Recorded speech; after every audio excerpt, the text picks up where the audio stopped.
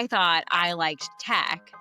No, I don't like tech. I like startups. I want to go into a job and I want to love it. I'm very fortunate. I don't have to work if I don't want to. I don't have to do these things.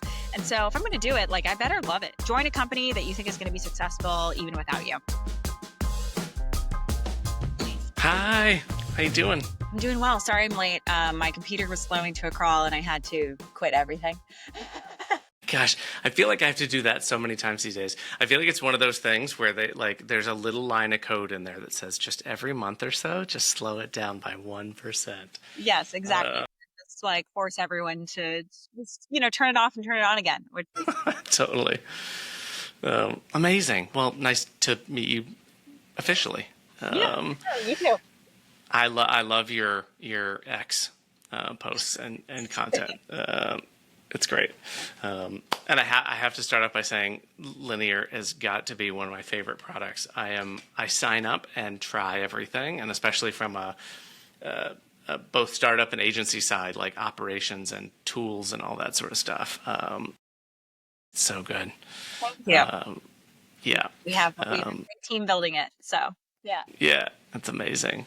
Well, thanks for jumping on. What I'm super curious about, especially with your background, Notion and Stripe, and just being in and around the startup world, with so many high class, high performing teams. One of the things that we love to focus on is the really early days of startups, where it is. What's next? Where are we going? How are we doing it? Every day is sort of a new challenge, and there's not really always a good roadmap. And I guess before we dive into that piece, I'd love to hear just a bit of your background and sort of what got you into the startup world, like how coming out of between school or the early startup days, kind of what got you into this ecosystem. Yeah. So, what originally got me into it, I think, was a little bit of proximity. I was very fortunate to go to Stanford for my undergrad, and had no idea what a startup was going into Stanford. And of course, you start to become aware. They're here, they're all around us. A friend of mine was interning at a startup. And was telling me a little bit about what she was working on as part of her internship. And I was like, oh, that sounds so exciting. At my internships, I'm making people coffee and copying paper and, things like that. So it was just I was like, that sounds, way more compelling. And I also just couldn't believe that they were giving an intern those kinds of projects. And then it turns out you realize oh yeah, startups, they don't have people. Right. So Right. it turns out there's a lot of interesting, good work that goes to people who have no experience, no idea what they're doing, and they're just trying to figure it out. And, cheap labor, what have you. Right. So, that friend of mine ended up studying abroad her next quarter. And she was like, well, they might need someone to fill in for me. Would you want to? And Wow. I was like, sure, that sounds great. And so I interviewed with one person, and I started my internship, in the next week. And it was an unpaid internship, to be clear. So I wasn't making any money, was working for free for the first 3 months or so. And then eventually they said I was doing enough work and they would start paying me. Yeah, that's kind of how. And where was this one? This company was called Tapulus. Okay. And it was based in Palo Alto. And the company was building mobile gaming apps. Oh, nice. They actually started the company when you would still jailbreak your phone in order to put apps on it, because this was pre-App Store. And then when the App Store came out, they were one of the top games on the store. A company ultimately was acquired by Disney. Nice. What did you do that was not coffee and papers at Tapulus? Yeah. So initially, I was helping with a lot of partnerships. So we were starting to think about how we could monetize in the app. And so a lot of the things I was doing were around monetization, partnerships was first. So could we sell like in application ads for things in the real world? Hmm. So I created like a pitch deck to sell Warner Brothers movie related ads within the app. They ended up deciding to move forward, and that was like I think one of our first like advertiser partnerships, which was great. We launched like an avatar store, so you would have an avatar in the game, and then you'd have a bunch of items. Jersey Shore was like a really popular Oh yeah, and so we created all these things for your avatars, like, the little like Snooki bump in your hair, uh, that's so great. the like leopard dress, and, the fake tan that you could put on your avatar. It It, was all ridiculous, but monetized pretty well, actually. wow. And then I ran our, which I shouldn't have been doing, our chat moderation program. So you would have like chat alongside the game with anyone else you were playing with in the world. And I would moderate, all sorts of stuff that was happening. And I ran a moderator program of a bunch of unpaid people who would moderate activity in the games. So it was kind of, yeah, like a little bit of a Wild West for sure. Gosh, I love that. And if you really feel like if you back up and think about it, it's one of those that like, I was never built for the. I did it here and there, but I was never really built for the traditional path of the ladder, and you got to put your time in, and you need to just sort of ask every year if you can move up and all those sort of things. So interesting to think about even starting the traditional corporate sort of internship of you got to kind of put your time and dues in on sort of grunt work, and then someone may allow you to sort of have a little bit more responsibility to then that idea of we just need people who can solve things, and you come in and solve things. Someone's like, can you fill in for a little bit, and then all of a sudden you're like, okay, and then Warner Brothers, and then Snooki, and like just, I mean, and it's so amazing how you can make your own way in those environments that are not like, no, no, no, no, this is how we've always done it. These are the rules. You got to do it that way. I love that.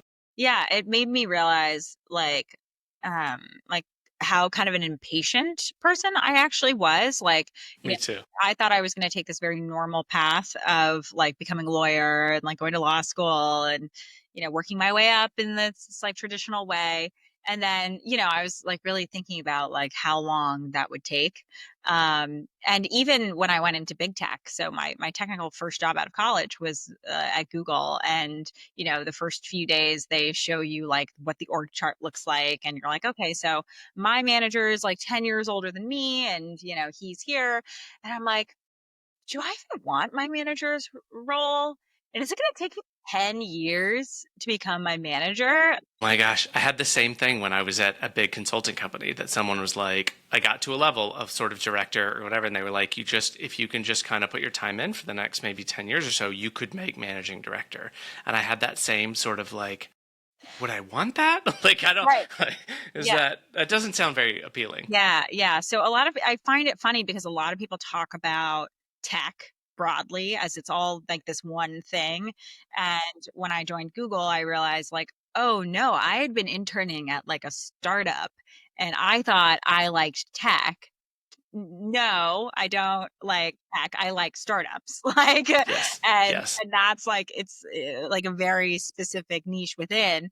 And I think what I like about it is that like you have the opportunity to have so much impact and move really fast. And like if you excel, you will move up, and that will happen like very quickly. And Yeah. it's one of the things I like. It's why like every time I join a company, I like literally go back to where I was at the last company. It's like, I joined one company at 20 people, and then the next company I joined roughly the same size, and the company after that, same size. One ends up going to 3,000 people, and then I still go back. Next company is like 30, 40 people. And Yeah. because I just really enjoy that size and building and feeling like you're really like part of something and you have your fingerprints on something in a way that um like is hard to take away. Like I still feel like I worked at Stripe for 7.5 years, and it's just like I'm still so fond of that experience and that company and the products, and you feel like it's part of you in a way. Totally. I think it's, what it makes me think of is when you have an inspiration, it's in the shower, driving to, well, commuting to work or whatever it is, you have an idea that hits you. In the corporate world, immediately it's like, how long will it take and who do I have to convince that this is an actual thing that may work? And in the startup world, you feel like you bring it in and a team goes, awesome, let us know when you get some traction on that. And you're like, okay, like I'll be right back. Let me see what I can put together. And sometimes you can put together something, a quick POC in a day or 2 days, and then people are like, that's amazing, keep going. Versus like I need to sort of convince that this like could be a thing, which is, I think I love that the ability to nurture an idea early and fast, without all the layers. Yeah, completely. So from Tapulus to Google, right? And then did you get to a place at Google where you were like, I want to go back to 30? Oh yeah, I lasted 7 weeks at Google. Oh, wow. Yeah. And I quit and I immediately joined a startup. So I don't even put Google on my resume because I'm just like, I Yeah. wasn't there long enough to make it to the 3 months you need to join the LinkedIn alumni group. Right. So That's awesome. it's like, this really doesn't count as an experience for me. I love the decisiveness though. Like you knew. It's one of those like hair on the back of your neck kind of things where you're like, not for me. Yeah, did not belong. Did not belong. So yeah, then I joined a company called Pulse after that, and I was kind of like working with them on the side, I guess you could say. So it was a very, I didn't have to like interview or anything like that. Like I just thought they were building something cool, and I kind of like wanted to help them out, and I did. Um, Hmm. Even when I was at Google and things like that. And so I went full time there pretty quickly after. Nice. And what was your focus there, and what did you sort of pull through from Tapulus and Google into Yeah. well, you might have something from Google, but from Tapulus into Pulse. Yeah, so I was the first employee there. So that was like, the earliest that I've joined a company. And Yeah. it was, for me, it was a generalist role, right? Initially, I would say the most critical thing that I was working on was partnerships. So we were like a kind of an app where you would view all of your like news and media. And so you need to go out and do partnerships with those media companies to let them serve their content in your application. Mm. And so that's what I was doing, building partnerships with a lot of those companies. And I felt like that was the most critical thing that a non-technical person could do because I wasn't designing the app, I wasn't building the app, right? Um, Yeah. that was, something that I was also good at, or I thought I could be good at. Um, and then I did a bunch of other things and also hired a bunch of other people to eventually do those things, um, like support and community and marketing and things like that. Just a bunch of those kind of general business functions that we needed in the early days. I either did them or hired people to do them. So all that stuff. Was that one of your? Do you feel like one of your purest good fits when if you're employee one, you're sort of like, all right, do we have email server set up, and like is there a desk that I like, Yeah. that is greenfield, that's like Right. file new. Yeah. No, you're like building your desk. That's like that kind of startup, Yeah, right? Like, yeah, I would probably say not. It was a unique experience in that it was the first time I was at a company where, um, you know, I was so early, obviously, so I had so much to my role. Um, but it's different in most companies when you join as employee number one. There's no product yet. There's no product market fit. Like none of that exists. But the two founders had actually like launched a product and it was in the app store and it was doing really well. And it had some semblance of product market fit, not necessarily to any scale, but it's odd, unusual to join a company where you're the first employee and there's already a product in the market and people like it and are downloading it, right? yeah. So I would say most companies, I would probably not want to be employee number one because I'd be doing a bunch of like, yeah, like operational, like let's keep the lights on and get people paid, Making your own business cards. all that stuff. Yeah. But I probably am more interested in like true go to market, at least now. And all of those other things are things that of course you need to do, but they're not the most like critical things. Like if you screw up your bookkeeping in the early days, or these things, it's like, Yeah. you'll be fine. Like if it Right. matters, you'll be fine. You'll figure it out. You'll fix it and move on. Whereas I think I really enjoy like phases where you have like a product to market and you're trying to figure out how to get it to people, and how can you create a story that resonates with people, and how do people see it. And all of those things I think are really interesting, where you have customers to like talk to and understand like what's their product feedback and how can we make the product better. Like those are the things that I'm probably interested most in. Like, how do you come up with your first sales pitch, and how do you tweak it and adjust it and make sure it's working for the market? Okay, like that works for certain customers of certain sizes. Now we're talking to larger customers. How does that work? Like Hmm. that's probably the stuff that I'm like most interested in, rather than the like very, very early days. Later in my career, when I had options to join really great companies very early, like 10 employees or something like that, I was like, I don't know if you need me, or if you have the kinds of problems that I really enjoy working on just yet. Right. Right. And then, I end up joining them in like, with 10 or 20 employees later. Just finding like that right stage fit also matters. And like, Hmm. are there enough people to do things like, you know, is the other piece. Like, you don't want to be the only one who's like, trying to make some of these Yeah. things happen, because especially on some of the stuff that I work on, where it's like, okay, we need to be building this part of our website, or we need to be building like an API so that we can go and build partnerships, right? Right. And it's like, well, oh, we don't have time to build an API because we're like literally just trying to keep the site up, or we're trying to like do this other stuff. Totally. And I'm like, okay, well, Doing partnerships before sales and right. all that Yeah, sort of like, exactly. So yeah. I'm like, okay, well then, this probably is not the right time, right, for this Hmm. kind of thing. So I think also just sometimes companies want to hire you because it's like, oh, you've been at all these great companies, like I'm sure you could do great things here. And I'm like, I'm sure I could do great things there, right? Um, but I also want to be able to like have the most impact possible. So making sure the company is like ready for that. So but I think sometimes it's like if you find the right founders and um, the right opportunity, you can make a lot of things like a great work experience for yourself, regardless of the timing. So Yeah. In your sort of, let's say there's three stages to Stripe and Notion and Linear. What was your when did Stripe sort of happen? What was the genesis of that?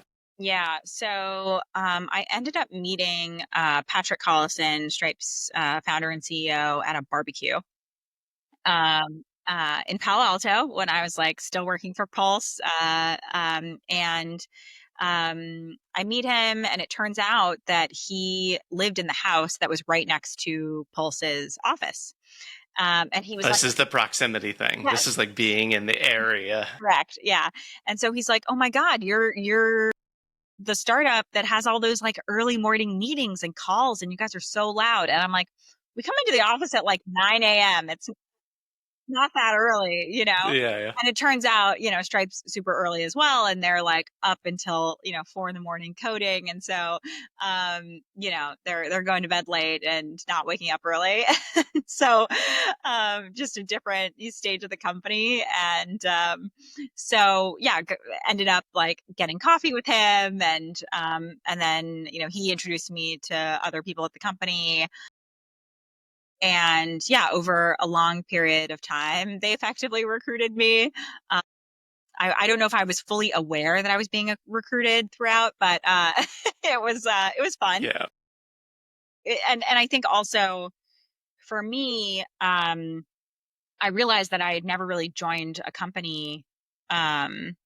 where I didn't know the people, or I hadn't like really gotten to know them for a long period of time. Like, Right. never have I ever, outside of Google, which obviously didn't work out, I've never like applied for a job on a website, like I don't have a resume. I just, Right.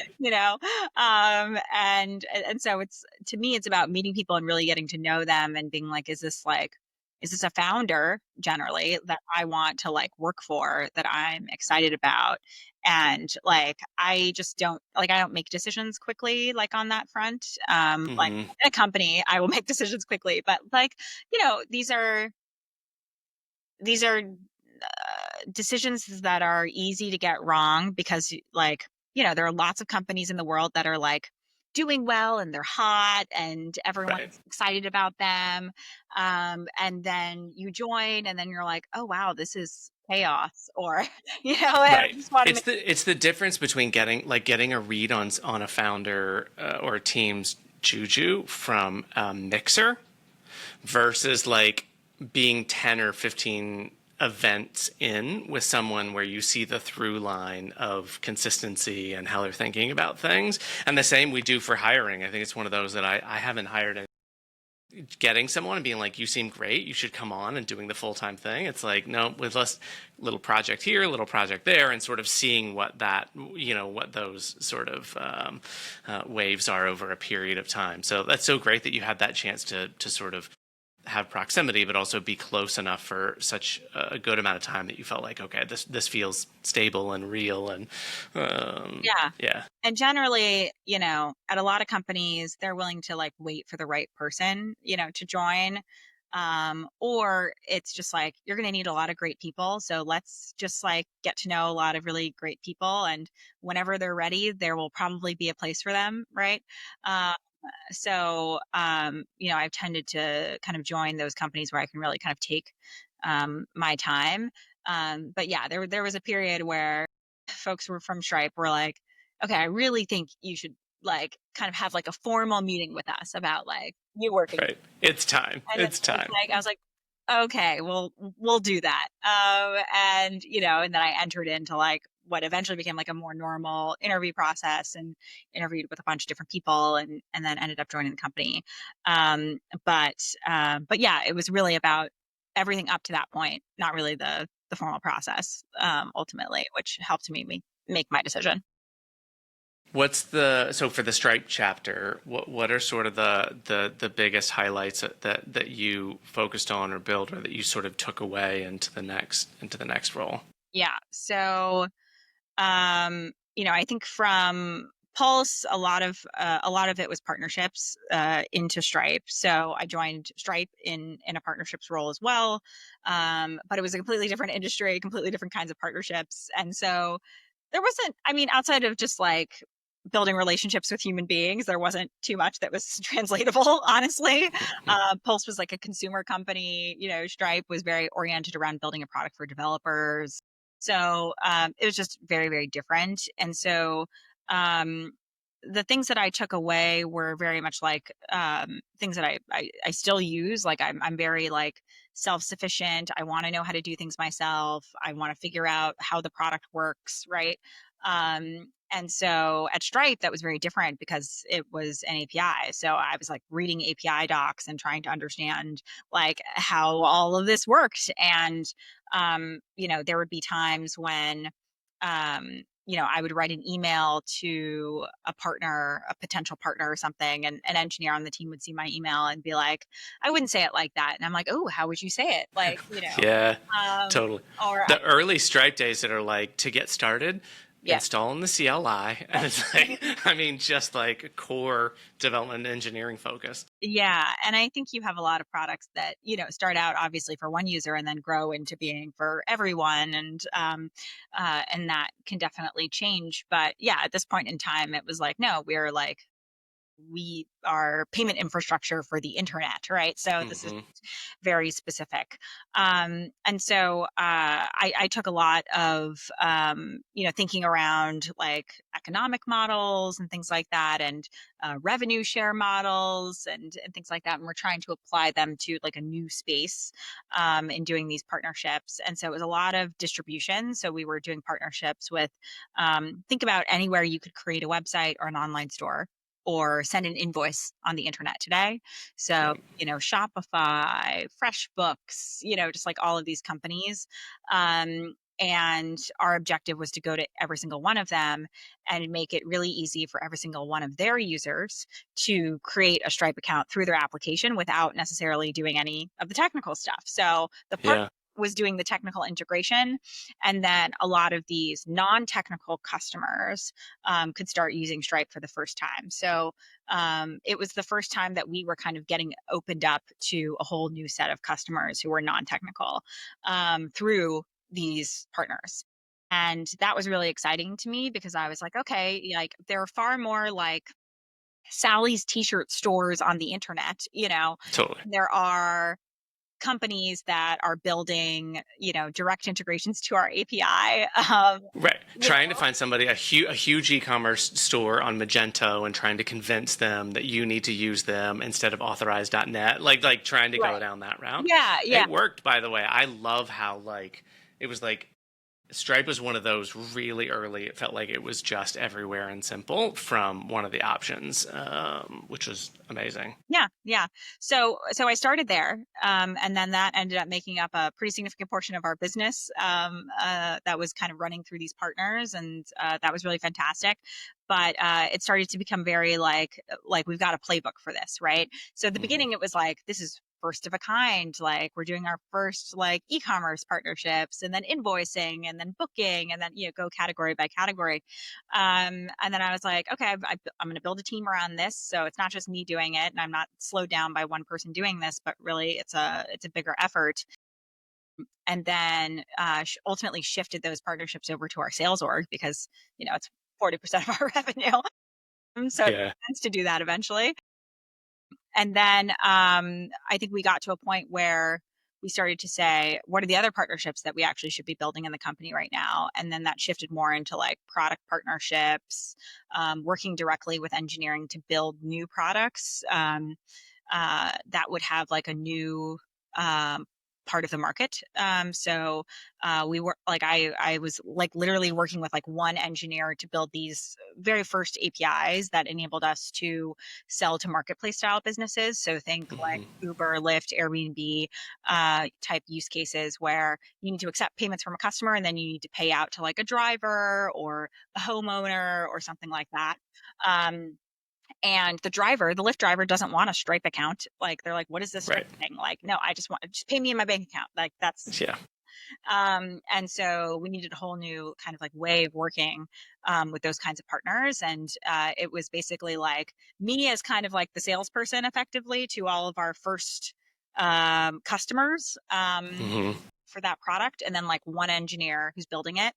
And Right. then we built everything, launched the product. It was self-serve, and it just like took off. So I worked on a lot of things like that were just very early, like go to market and like partnerships with huge companies like Apple and Google and Meta and things like that, which were really fun. So yeah. I bet being in that ecosystem. Yeah, yeah. Um, So yeah, that was probably my first 5 years at the company, and then I did a bunch of other stuff while I was there too, which I think you tend to do at a company where there's just things that need to get picked up, and there's no one to do them, and so it's like, Christina, can you go do this also? In addition to your other job, and those are the things I really loved doing.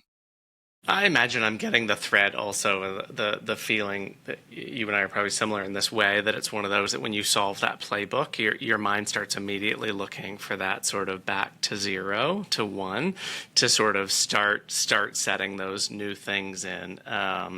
So once you get those sort of playbooks, you start building that out as looking for the next challenge in something that you haven't done before, or something that doesn't exist. I imagine that Yeah, is the yeah. exciting part. Yeah, I mean, I really like building and fixing things, but I find that if things are just kind of like humming along, like it's not really that exciting to me.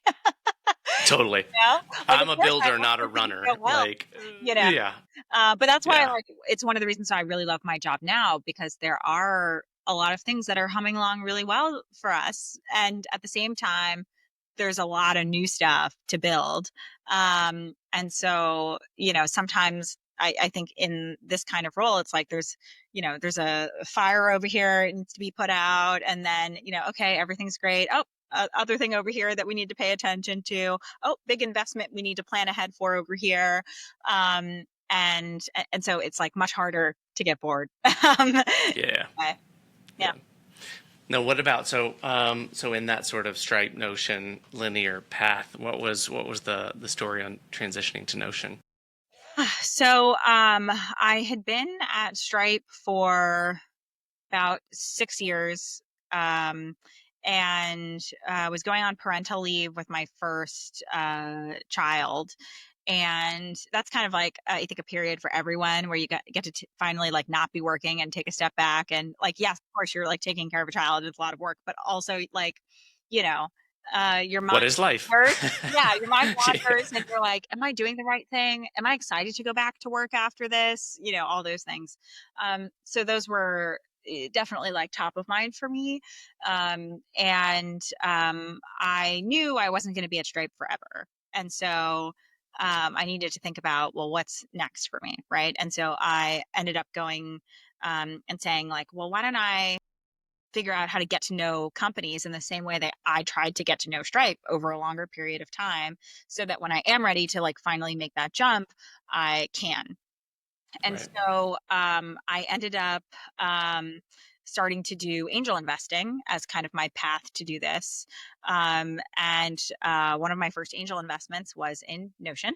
Um, Wow. Notion happened to be, started by a founder who was building this team, and then he hired the founder of Pulse, the first startup I worked at full time, Hmm. to be their COO. And so he was telling me that he was, joining this new company. And I was like, well, how can I write a check into that company? And Yeah. um, I ended up doing that. And then maybe a year and a half later, ended up joining the company. And it was a hard decision. I had probably my most fun role in some ways. When I left Stripe, I ended up moving into product and leading a business unit, building new financial services products. So I got to take all the work that I was doing with engineers on these like product partnerships and basically, be in engineering and product and lead the build out of a new initiative. And at the same time, it was a clarifying moment because it also made me realize how big the company had gotten, and how I couldn't always be as like hands-on as I wanted to be. And building a startup inside a small company isn't the same as building a startup. Right. um, uh, Yeah. so at that point, I was like, maybe I should go back to something smaller. Like I really loved that stage of Stripe. I should figure out, what's the next company for me. And so ended up joining Notion, and it was like a hybrid, leadership role on partnerships and platform, which was the build out of our API, which I had experience in from. Hmm. And then I ended up leading self-serve growth and a bunch of other initiatives, helped hire our like head of people and a bunch of other folks within the company, our first PM. So Wow. it was really fun just because it was still very early. We needed all of these new people and new functions, and I really enjoyed that. And at the same time, got to build out some teams from scratch, which was great as well. But yeah, once I hired a bunch of people to do these jobs, I kind of went back to like what I was originally hired to do and was like, this feels small. and Yeah. I feel like I could be doing more. I felt like I could be having more impact. Um and then I kind of realized at that point that I probably wasn't in the right role, and I wasn't sure that the company had the right role for me anymore. Um Hmm. And, I needed something that had more breadth to kind of keep me interested. And I think, eventually finding my way to linear was part of that. It wasn't just that I really loved the company and I really loved the founders, but it was also like, does the role here make sense for me? Am I going to be really Right. happy and excited to be at this company and do this kind of work? Because, I am very like I want to go into a job and I want to like love it. I'm very fortunate. I don't have to work if I don't want to. I don't have to do these things. And so if I'm going to do it, like I better love it. And so a That lot of the excitement that you get excited about going to bed to wake up tomorrow morning because you've got like you've got things that you want yeah, to drive forward is yeah. that's such a great place to be. Yeah, like when we have a product launch the next day, I'm really excited about, like, I'm just like, oh, this is so, like, this is great, right? And I still get excited Yeah. about those things like I did at the very first startup I was at. So, I think those are parts of the experience which, are hard to replicate. And a lot of it is like, to me, just like people and, company and product, and finding the right blend of those things for whatever skill set that you bring to the table. And so yeah, I'm still like incredibly happy about the role and how everything's turned out. What stage was Linear at when you met and joined? Yeah, I think we were, I don't know, maybe like 35 ish. Your sweet spot. Yeah, and ended up joining I think right when we were about 40. Yeah. Nice. Um, that's great. And what was the thing that attracted you to? I mean, obviously, being at Google and Pulse and Stripe, and like, what was the thing that made you flip that switch that you were like, this is where I should go next? Was it the founders or the team or the like? What was the thing? Yeah. So when I was at Stripe, Linear was actually one of my early beta customers Oh on wow. that business unit that I was working on. And so, Self-hosted pages, like the self-hosted page oh no, we were piece. working on Stripe Treasury and a bunch of Hmm. other like financial. Oh, got it. And they were a customer, and we had a product launch, and one of the founders of Linear tweeted about the product and like how much he loved it, and immediately I was like, well, that was so nice of him, and I followed him on Twitter, right? And um, and so of course, then you start getting this like barrage of posts, from the company Yeah. into your feed. And that was really actually where I started learning more about Linear, because of all of their posts. And so, I always like the thing that actually attracted me most to the company was like how much they were kind of like building in public and talking about what they were building on the product side, but also the company, and Hmm. specifically company building in a way that felt right for them, which was very different from other companies I'd been part of. They were very much oriented around like, we only want to hire, the best people possible. We'd love to build a great business with as few people as possible. And we want to focus on like building like high quality experiences, and ideally we grow over time and build a really durable business rather than like hyper growth that's like crazy and very difficult to manage, and then have Hmm. poor quality customer experiences. And this happens like when you can't respond to your customer support tickets, and your infrastructure is going down and like all these like terrible things Yeah. happening.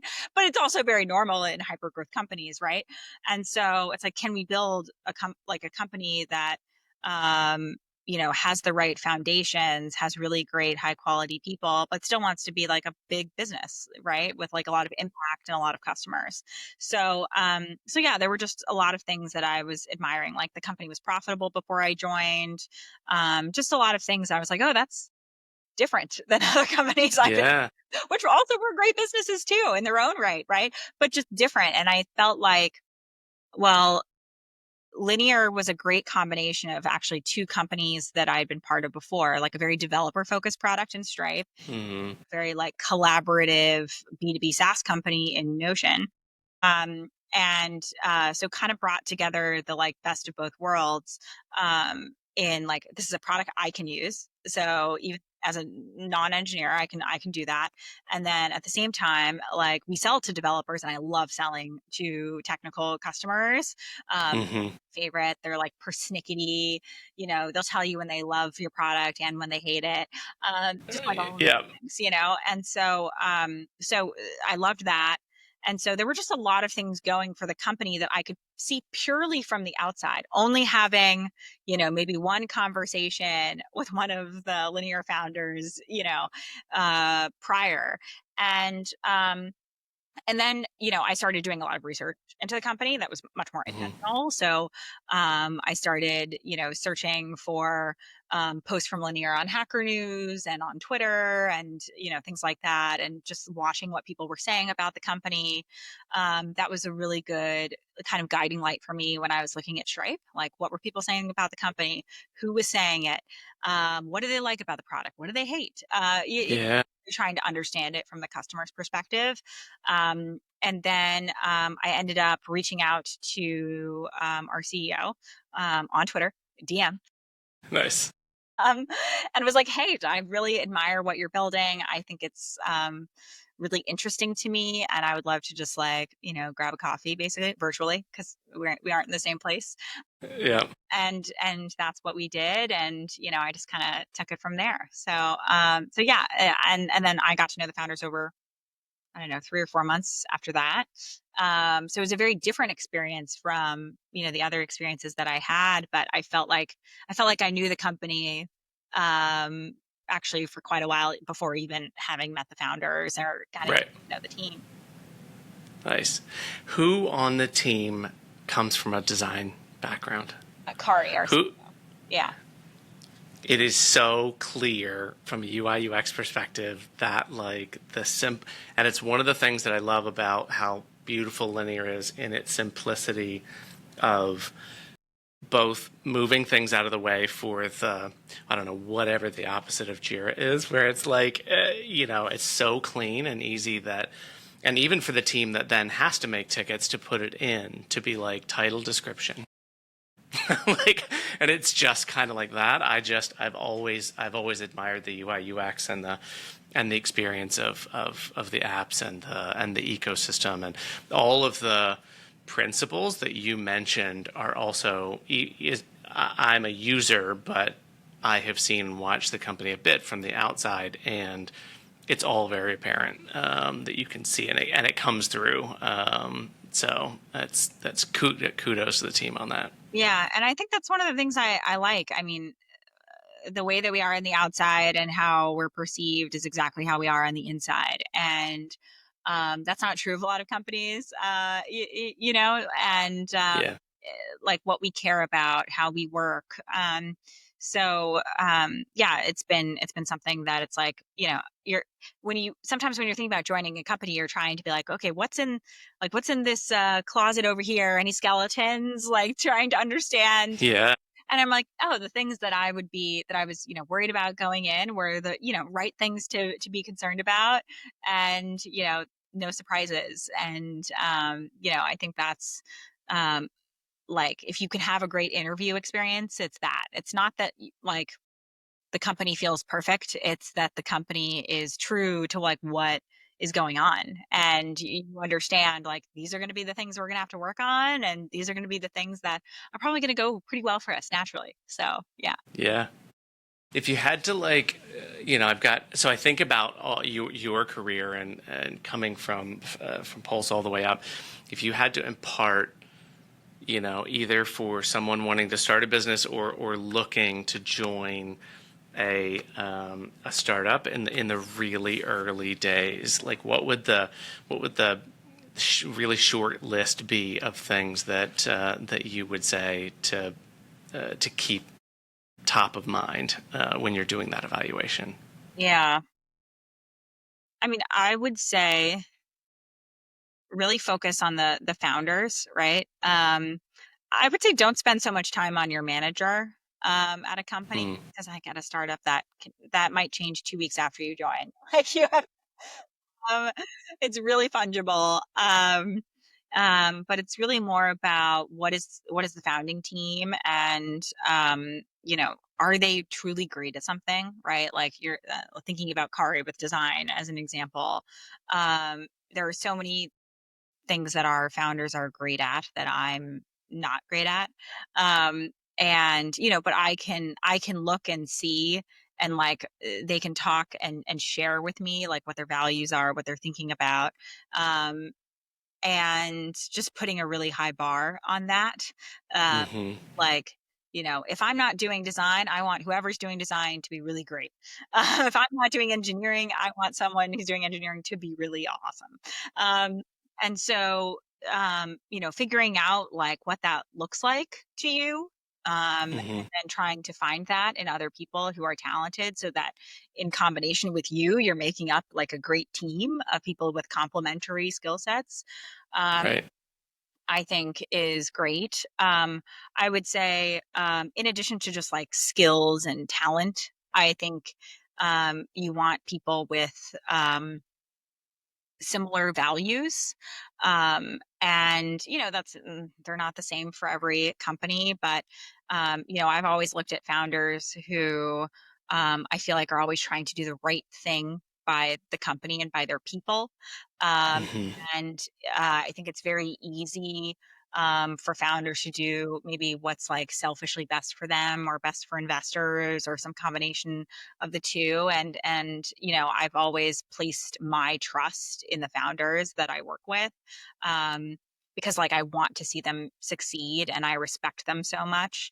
But a lot of that respect would go away if I felt we actually had very different values, for me Right. personally. And so that's like something that's very important to me. Like we may disagree on certain topics, or how to run the company or whatever, and that's all fine. That's like normal. um, but I want to understand that like fundamentally we agree on a few basic things, and that's a deal breaker for me, in a lot of ways. I would say that's the other piece, and then I would say like join a company that you think is going to be successful even without you. Right. And so, of course, I love to think that I did some great work for companies. But, I generally believe that, the companies I've joined would have been successful even without my contribution, because the founders are so good. They also know how to recruit other very talented people. And so, you want to be on a team that isn't so dependent on you, or where you don't feel like you're the best player on the team all Right. the time. And so, yeah, that's the other kind of piece of it. That's what I would look for, that I That's, think hopefully is applicable to different, companies in different fields. yeah. I think it's good. I love that part, especially about like spending time with the founder or trying to get time with the founder. Or I imagine as you start early, even the interview process with a company, if you're not getting time with the founder, asking for it and making sure that you're sort of getting not like trying to break out of the normal interview process a bit and seeing how well it works to I just want to do coffee face to face and sort of get and get those, because those are the threads that end up staying around. And to your point, the person interviewing you may not be there next week. So that's so great. Amazing. Well, thank you. This was so much fun. I love hearing all the stories. I get like the tech Silicon Valley history. It's so fun for me also to hear all of the early Stripe and the early Notion and the early Linear, and it's so much fun. And I appreciate all your expertise and wisdom. Yeah, of course, happy to share. And yeah, it was great. Yeah. Well, thank you so much. Hang around for a minute, and we'll catch up. Thanks.